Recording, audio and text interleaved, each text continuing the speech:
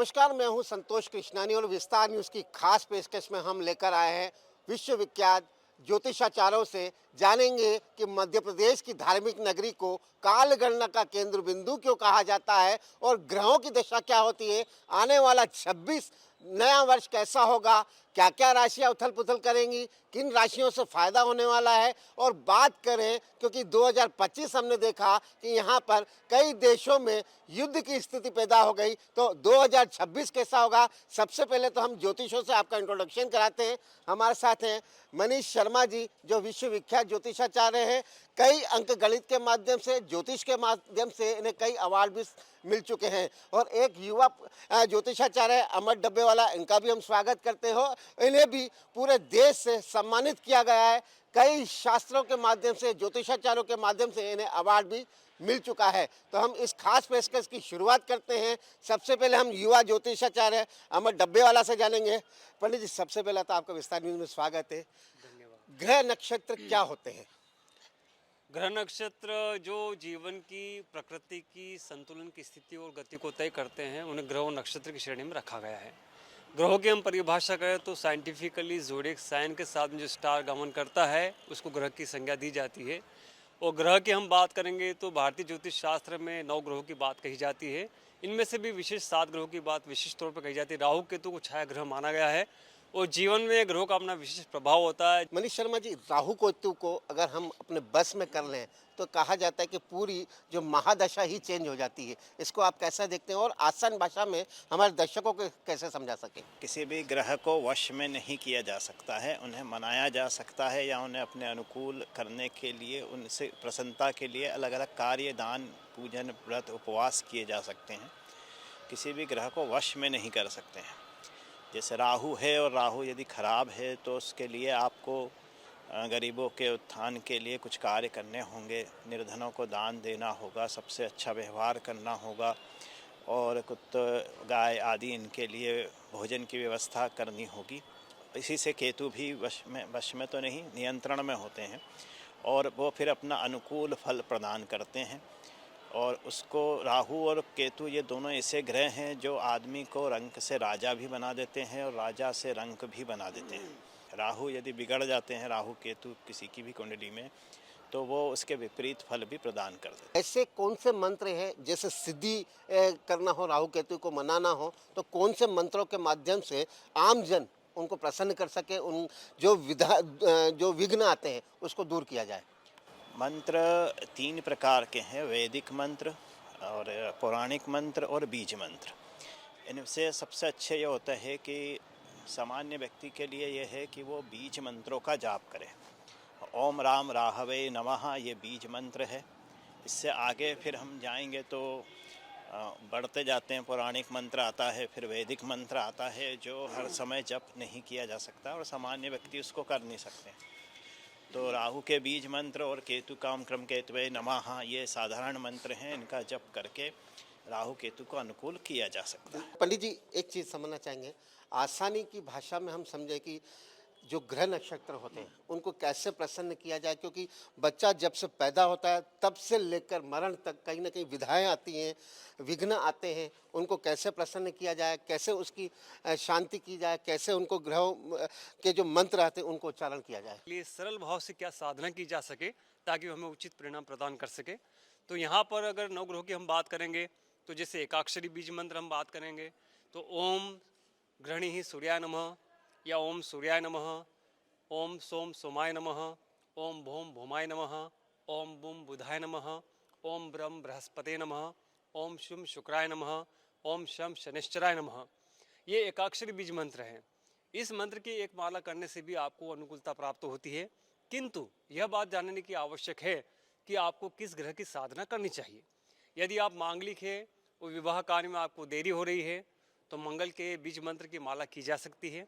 यदि आप कन्या वर्ग से बिलोंग करती हैं तो आपको पत्नी मनोरमाम देही कात्यायनी महामाये महायोगिन्यधीश्वरी नंद गोप सूते देवी पत्नी में कुरुते नमः, इसकी एक माला करनी चाहिए। यदि आपको पत्नी की प्राप्ति करनी है तो ओम पत्नी मनोरमाम देही मनोव्रतानुसारिणीम तारिणीम दुर्ग संसार सागर से कुलोद्भवाम, इस प्रकार की 2 मंत्र की अलग अलग माला अलग अलग वर्गों को करनी चाहिए। यह करने से अनुकूलता होती। इसके अलावा विशेष जानकार के माध्यम से ग्रह की अनुकूलता जचवा लेना चाहिए। देखिए, एक चीज़ और समझना चाहेंगे, 2026 कैसा होगा? क्योंकि हमने देखा 2025 में कई सारे युद्ध भी हुए, कई घटनाएं भी हुई, बड़ी बड़ी घटनाओं में कई लोगों ने अपनी जान गंवा दी। तो क्या 2026 भी ऐसा ही गुजरने वाला है, या 2026 में इससे भी बड़ा विनाश की तरफ बढ़ रहे हैं, या कुछ फायदा होने वाला है? 2025 का जब आप वार्षिक अनुक्रम बना रहे थे तो मैंने एशिया पैसिफिक युद्ध की स्थिति के बारे में आपको बताया था कि एशिया में 3 राष्ट्रों के मध्य में परस्पर स्थिति बन सकती है, और घटनाक्रम में वो रहा भी सही। हम भारत पाकिस्तान की बात कर लें, हम फिलिस्तीन की बात कर लें, हम यूक्रेन की बात कर लें, अलग अलग प्रकार की स्थितियाँ उप महाद्वीप में दिखाई दी। वर्ष 2026 की हम बात करेंगे तो इस साल भी परिस्थितियाँ बहुत ज़्यादा अनुकूल है, ऐसा नहीं कहा जा सकता है। कुछ राष्ट्रों में आंतरिक गृह युद्ध की स्थिति दिखाई देगी, जैसे वर्तमान में बांग्लादेश में स्थिति चल रही है। इसके अलावा हम एक बात और कहना चाहेंगे कि भारत में भी एशिया पैसिफिक दृष्टिकोण से देखें तो पाकिस्तान से, चाइना से, रशिया से, उत्तर कोरिया से एक निश्चित विदेश नीति और कूटनीति को स्थापित करना पड़ेगा। एक मुख्य बात यह भी आती है कि ग्रह योगों की हम बात करते हैं 2026 में, तो कुछ ग्रह योगों की विपरीत स्थिति भी सामने दिखाई देती है। कारण कि शनि का वक्री मार्गी होना, शनि का राशि परिवर्तन करके पुनः मार्गी होना, और फिर गुरु का वक्री मार्गी होना, गुरु का अतिचारी या पापाचारी होना, ये 2 प्रमुख कारण बनेंगे। इसमें धर्म से जुड़े राष्ट्रों के लिए यह समय संघर्ष का रहेगा। साथ ही यदि भारत की हम बात करें तो भारत को पड़ोसी देशों के साथ में विशिष्ट कूटनीति का निर्माण करते हुए अपने बाहरी संबंधों पर तरजीह देने की आवश्यकता होगी। हम किसी भी प्रकार की नीति का जब निर्माण करेंगे तो उसमें हमारी सुरक्षा की स्थिति क्या रहेगी, इस मानक पे विशेष चिंतन करने की आवश्यकता है। विशेषकर हम बात करते हैं तो किसी भी प्रकार के छद्म युद्ध की स्थिति या किसी भी प्रकार के बाहरी क्रम की स्थिति भारत की शांति प्रियता को भंग करने का प्रयास कर सकती है। इसके लिए भारत सरकार को, सैन्य प्रशासन को एक विशिष्ट सुरक्षात्मक नीति का निर्माण करना होगा। बिल्कुल पंडित जी, जिस प्रकार पंडित जी ने बताया कि 2026 भी ऐसी स्थितियां निर्मित हो सकती हैं, लेकिन हम देखें कि 2025 में कई बड़े बड़े घटनाक्रम हुए जिसमें हजारों लोगों की दर्दनाक मौत भी हो गई, कई लोग घायल भी हैं। तो ऐसी स्थिति 2026 में क्या निर्मित हो पा रही है, या आपके कुंडली के अनुसार क्या महादशा बनने वाली 2026 की? अंक ज्योतिष के अनुसार 2025 का स्वामी जो थे वो मंगल थे। तो मंगल का स्वामित्व होने की वजह से और कालयुक्त नाम का संवत्सर सनातन धर्म का होने से ये जो समय था 2025 का, इसमें कई बड़ी जनहानियाँ हुई, बड़े विमान दुर्घटना हुए और बहुत ही ज़्यादा नुकसान हुआ जनता को। 2026 का जो मूलांक होगा वो 1 होगा। इसके स्वामी हैं सूर्य, और इस वर्ष जो नव संवत्सर आएगा चैत्र में 19 मार्च को, उसके स्वामी हैं बृहस्पति। और बृहस्पति और सूर्य इन दोनों की मित्रता होने से किसी भी प्रकार की कोई बड़ी जनहानि जैसे विमान दुर्घटना हुई थी इस वर्ष में, वो नहीं होने की संभावना है 2026 में। साथ ही ट्रकों से कुचल के जो जनता की हानि हुई थी वैसी भी कोई बड़ी हानि होने की संभावना नहीं है। पर शत्रु देश जो हैं वो ज़रूर ऐसे कुप्रयास करेंगे ताकि भारत देश को नुकसान हो, परंतु उनके प्रयास जो हैं वो सफल नहीं हो पाएंगे और बांग्लादेश, पाकिस्तान आदि ये अस्थिर हो जाएंगे देश इस वर्ष के 2026 के अंत तक में। जैसे आपने बताया कि बांग्लादेश और पाकिस्तान नस्त नाबूद होने के कगार पर आ जाएंगे, भारत अस्थिर हो जाएंगे, तो लेकिन कहीं ना कहीं भारत पर कई ऐसे विदेश की कंट्रियां हैं जो भारत को आग दिखाती हैं। बात करें अमेरिका की, तो जब देखो तब उनके जो राष्ट्रपति हो भारत को आग दिखा के नीचा दिखाना चाहते हैं। तो अमेरिका के राष्ट्रपति को किस प्रकार हम भारत नीचा दिखा पाएगा? भारत की जो आर्थिक स्थिति है और शनि का गुरु की राशि में जो गोचर चल रहा है पिछले वर्ष से, जिससे सोने और चांदी के दाम में लगातार वृद्धि कर रहा है वो, तो भारत इसी सोने और चांदी के दम पर ही अमेरिका और रूस, इसके अलावा जो भी विपरीत बड़े देश हैं, उन सबको अपने अनुकूल करने में कामयाब रहेगा इस वर्ष में, शनि और गुरु की वजह से ही। और जैसे ही इस साल के अंत में राहु केतु अपनी वो बदलेंगे राशियाँ, उसके पश्चात से दिसंबर 2026 के बाद से भारत आर्थिक स्थिति से बहुत मजबूत होके अमेरिका को बहुत पीछे छोड़ेगा और मजबूर होके उन लोगों को भारत के आगे झुकना पड़ेगा। और ये टेरिफ वेरिफ जो भी है चल रहा है, ये गुरु जब सिंह राशि में प्रवेश करेंगे इसी वर्ष में 2026 में, उसके पश्चात से टेरिफ भी कम किया जा सकता है। और टेरिफ के ऊपर जो उन्होंने पेनल्टी लगाई है उसको भी अमेरिका शीघ्र ही हटा लेगा। जनवरी मार्च तक ही ये हो जाएगा। बिल्कुल, तो कहीं ना कहीं 2026 भारत की दृष्टि से बेहतर होने वाला है। पंडित जी, एक चीज़ समझना है, 2026 बड़े बड़े जो राजनेता हैं या राजनीतिक दल हैं, उनके लिए कैसा साबित होने वाला है?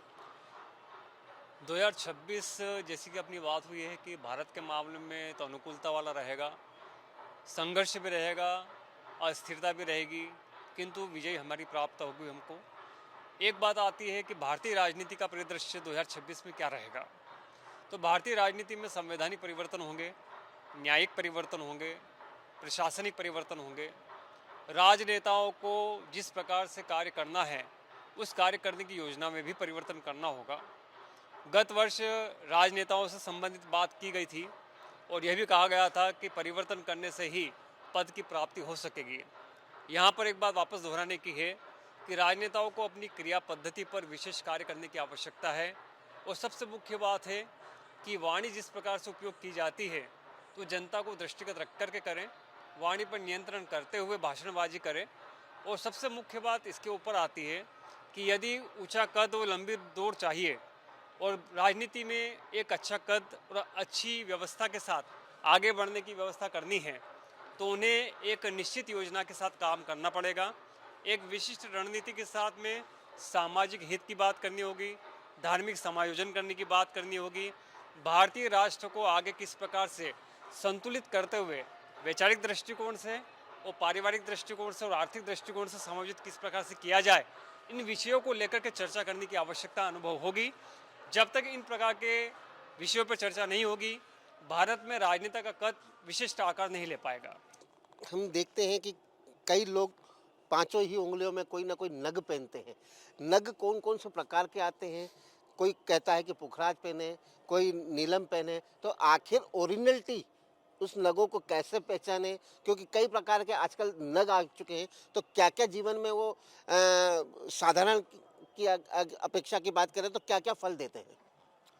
देखिए, सबसे मुख्य बात है कि रत्न 9 होते हैं, उनमें से प्रमुख रत्न जो है 7 बताए गए हैं और 84 प्रकार के पत्थर बताए गए हैं।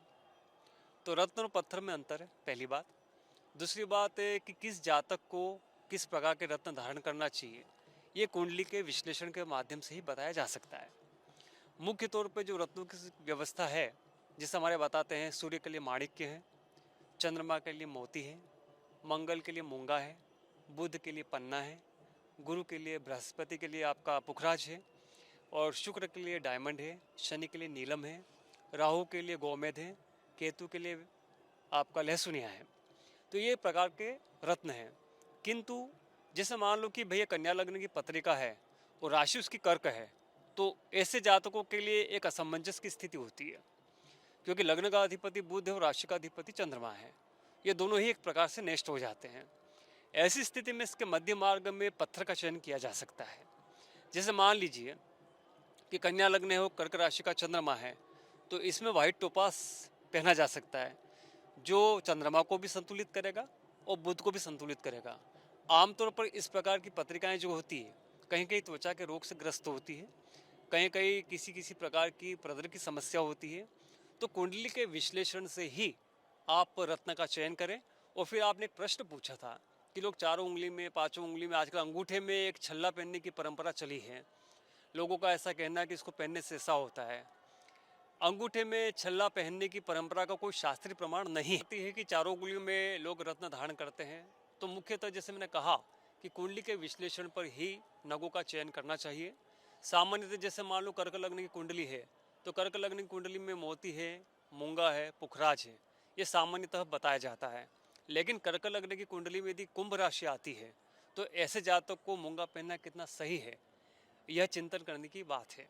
ऐसे ही कई प्रकार के प्रश्न होते हैं कि जब भी रत्न का चयन करें सोच समझ के करें। कुंडली के अनुसार बात करें तो बड़े बड़े राजनेता भी ज्योतिषों की शरण में पहुंचते हैं और ज्योतिषों के अनुसार उनकी कुंडली भी खंगाली जाती है कि कैसे राजनेता का भविष्य कितना उज्जवल है, कौन सा पद मिलेगा। बात करें कौन कौन से ऐसे राजनेताओं की आप जन्म कुंडलियां आती हैं, कौन से देश के बड़े राजनेता हैं जिनको आप अपनी कुंडलियों के माध्यम से उन्हें अपना भविष्य बताते हैं। देखिए, सबसे मुख्य बात आती है कि जो भी राजनेता आते हैं, राजनेता का एग्जैक्ट आंकड़ा आपके पास में कितना सुरक्षित है, पहले इस पर चर्चा की जानी चाहिए। यदि आंकड़ा आपका स्पष्ट है, सही है, तो उनका सही सही विश्लेषण और निर्णय दिया जा सकता है। यदि हम बात करें पूर्व की और पूर्व के समय की, तो आप ही के द्वारा, आप ही के चैनल के माध्यम से नरेंद्र जी मोदी और मध्य प्रदेश के मुख्यमंत्री वर्तमान में मोहन जी यादव के संबंध में प्रश्न किया गया था, जिसके बारे में जो कहा गया था ईश्वरी कृपा से वो आपके सामने अभी उपलब्ध है। आने वाला साल 2026 है, कौन कौन सी राशियां 2026 में लाभकारी रहेंगी, कौन सा कहीं ना कहीं कठिनाइयों का सामना करने पड़ेगा, वो आपसे जानना चाहिए। सिंह राशि, धनु राशि, कुंभ राशि, मेष राशि और मीन राशि, इन राशियों के ऊपर अभी शनि का प्रभाव है। तो इन लोगों ने अपने जीवन में जैसे जैसे कर्म किए हैं वैसे वैसे फलों को ये भोगेंगे। अगर बुरे किए हैं तो बुरा, अच्छे किए हैं तो अच्छे, क्योंकि ये शनि से प्रभावित हैं। बाकी सभी शेष राशियां बहुत ही अच्छा प्रदर्शन करेंगी और सभी के लिए अनुकूल रहेगा। फिर भी पंडित जी आपसे एक और विस्तार में जानना चाहेंगे, क्योंकि विस्तार के साथ ही आप दोनों की चर्चा हो रही है। आने वाला 26 सभी को बेसब्री से इंतजार रहता है कि 2026 हमारे जीवन के लिए कितना अच्छा होगा, क्योंकि जिस प्रकार 12 राशि होती है तो 12 राशियों में से ऐसी कौन कौन सी राशियां हैं जो 2026 के लिए बेहतर होंगी। देखिए, सबसे मुख्य बात जैसा पंडित जी ने बात कही है वो अपने स्थान पर बिल्कुल ठीक है। और सबसे मुख्य बात है कि वर्ष 2026 कैलेंडरियन गणना के अनुसार कैलेंडर का एक वर्ष है।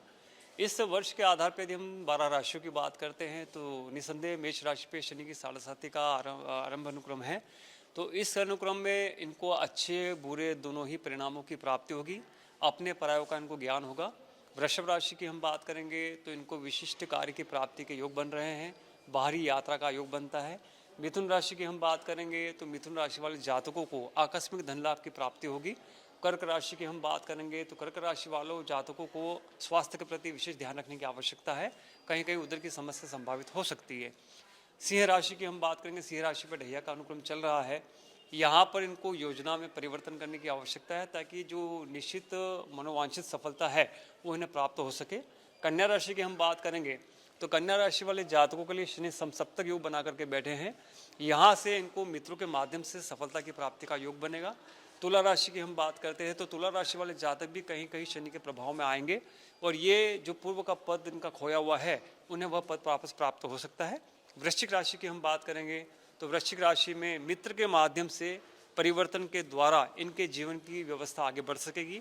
धनु राशि वाले जातकों की हम बात करेंगे तो जो संघर्ष चल रहा है धनु राशि के साथ में, उस संघर्ष में तकनीकी परिवर्तन करने की आवश्यकता इनको दिखाई देती है, तो इनको परिवर्तन करना चाहिए। मकर राशि की हम बात करेंगे तो मकर राशि पे शनि का प्रभाव अनुकूल रहेगा। पिछले 2.5 वर्षों से जो इनको हानि हुई है, नुकसान हुआ है, उसमें भी इनको सफलता की प्राप्ति होगी। कुंभ राशि की हम बात करेंगे तो कुंभ राशि पर भी शनि का प्रभाव अनुकूल माना जा रहा है। इसमें पूर्व का धन जो अभी तक उनको प्राप्त नहीं हो पाया है या 3 वर्ष का जो उनका संघर्ष था, उस संघर्ष से इनको निवृत्ति होगी और अनुकूलता की प्राप्ति होगी। मीन राशि वाले जातकों के लिए यह समय अनुकूल है, भाग्य की आजमाइश का रहेगा, नए नए अनुबंध हो सकते हैं, नए लोगों से संपर्क होगा, किंतु भविष्य में अच्छे बुरे लोगों की संगति का संदर्श करना आवश्यक है। बिल्कुल पंडित जी, एक चीज़ और समझना चाहेंगे, जैसे हम भारत की बात करें, भारत की राशि क्या होगी, भारत के कितने राशियों के अनुसार उसको फायदा होने वाला है। जन्म के हिसाब से राशि होती है, तो भारत की आज़ादी यानी 15 अगस्त 1947 के हिसाब से यदि हम गणना करें तो भारत की राशि होती है कर्क। कर्क राशि पे अभी शनि का ढैया 80 वर्ष में समाप्त हुआ है और आगे शनि से संबंधित कोई प्रभाव इस राशि पर अब है नहीं। गुरु की भी अनुकूलता बनी हुई है, इसलिए व्यापार की दृष्टि से यह देश के लिए बहुत ही अनुकूल रहेगा। गुप्त शत्रु जो भारत के हैं उनसे थोड़ी परेशानी होगी। राजनीति अपने पूरे चरम पे रहेगी और कई जगहों पर सत्ता परिवर्तन के साथ साथ में कुछ जगह पे नेताओं का परिवर्तन भी हो सकता है कुछ स्टेट्स में। इसके अलावा सभी प्रकार से भारत देश चरम गति से चलता रहेगा, अच्छी प्रगति की ओर बढ़ेगा। किसी प्रकार से कोई बड़ी हानि होने की संभावना नहीं। पंडित जी, जिस प्रकार हमने देखा 2025 में कई देशों में आपस में ही मनमुटाव रहा, गृह युद्ध जैसी बनी, तो 2026 में कई लोग जैसे 25 में भी ज्योतिषियों के पास गए तो उनका कहना था 2025 से भी ज़्यादा खतरनाक होगा तो 2026, तो क्या ये संभव है? देखिए, बहुत अच्छा प्रश्न किया आपने। हम देख रहे हैं 2025 की जो पोजीशन है, इस 2025 की पोजीशन से सीखने वाली बातें सामने आती है। जैसे बीच में आपने अमेरिका की बात कही, भारत से संबंध की बात कही, टैरिफ की बात कही, टैक्स की बात कही, H1B वीज़ा की बात की, तो ये सारे व्यवस्था एक हम पश्चिमी दृष्टिकोण से देखेंगे और पूर्वी दृष्टिकोण से देखेंगे। ये दो अलग अलग विषय है। साथ ही यदि आतंकवादियों की हम बात करेंगे या जो युद्ध उन्मादी राष्ट्र हैं, जो युद्ध में जिनकी संतुष्टि होती है, उनकी हम बात करेंगे, तो ये चारों ही विषय अलग अलग हैं। हम चारों ही विषय का यदि व्यापक रूप से निचोड़ निकालें तो ये बात स्पष्ट है कि 2026 हम जैसे बात कर चुके हैं पहले भी कि भारत को अपने सैन्य संसाधनों में वृद्धि करनी पड़ेगी, तकनीकी रूप से प्रबल होना पड़ेगा, क्योंकि छद्म युद्ध की स्थिति बन सकती है, आंतरिक गृह युद्ध की स्थिति बन सकती है। वहीं पे एशिया पैसिफिक में कोई विदेश नीति का धोखा हमारे साथ हो सकता है। तो इन सभी बातों को दृष्टिगत रखते हुए भारत सरकार से आग्रह है कि विशिष्ट कूटनीति का निर्माण करते हुए भारतीय सीमा को सुरक्षित करने का प्रयास करें। चूंकि ग्रहों की स्थिति 26 में अलग अलग प्रकार के निर्णयों को और घटनाक्रमों को जन्म देगी, इन सभी विषयों को दृष्टिगत रखते हुए आगे बढ़ने की आवश्यकता है। बिल्कुल पंडित जी, एक चीज़ चलते चलते और भी पूछ रहे हैं, सनातन धर्म लगातार देश में आगे बढ़ रहा है, तो क्या हिंदू राष्ट्र बन पाएगा देश? हिंदू राष्ट्र ही है ये। हिंदुस्तान तो हिंदू राष्ट्र ही, जो हिंदुस्तान में रहता है वो हिंदू। तो भारत को हिंदू राष्ट्र बनना नहीं है, ये तो हिंदू राष्ट्र ही है। और इसको बनाना क्या है? भारत हिंदू राष्ट्र ही है, हिंदुस्तान बिल्कुल हिंदू राष्ट्र ही है। तो ये थे हमारे साथ ज्योतिषाचार्य जिन्होंने विस्तार न्यूज़ से लगातार चर्चा की। जो ग्रह नक्षत्र होते हैं, राशियां होती हैं, 2026 में कैसा होगा आने वाला साल, तो पंडितों और ज्योतिषाचार्यों के अनुसार बेहतर होने वाला है। मैं सिंह ठाकुर के साथ संतोष कृष्णानी, विस्तार न्यूज़, उज्जैन।